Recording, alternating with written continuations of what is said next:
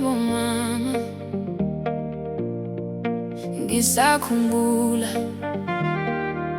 izinsuku zobunzima, kodwa uzange ungilahle.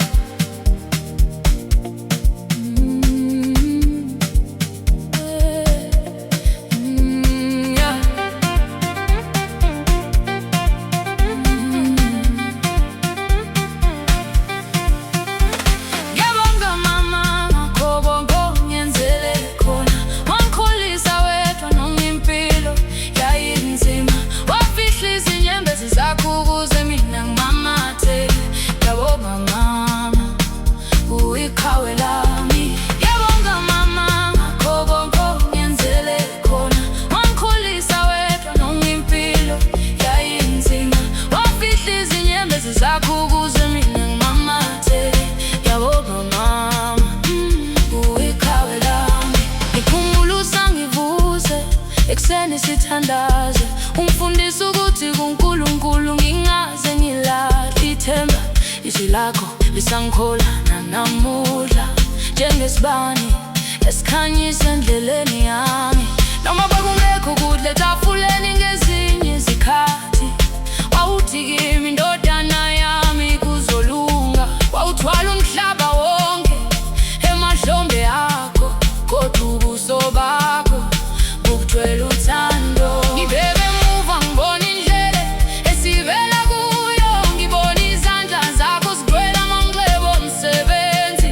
Konke okwenzayo wawukwenza ngenxa yami, ngakho ngizohlala ngikubonga mama. Manje isikhathi sesifikile sokuthi nawe ujabule.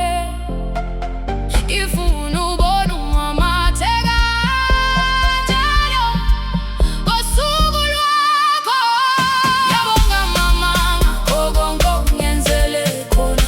Wamkhulisa wedwa noma impilo yayinzima, wafihla izinyembezi zakho ukuze mina ngimamatheke.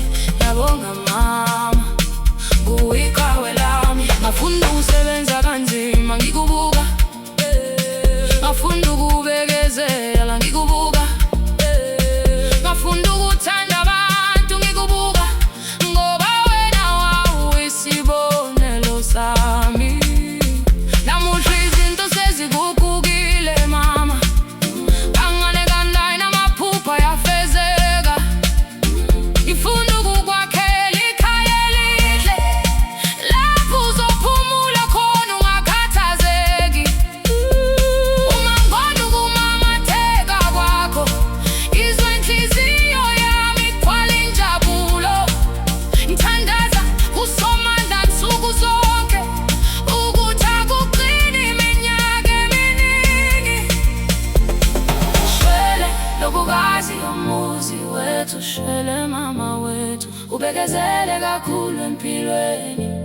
Manje sekuyithuba lakho. Shwele lobukazi yomuzi wethu, shwele mama wethu, ngikuthwesa umqhele wothando.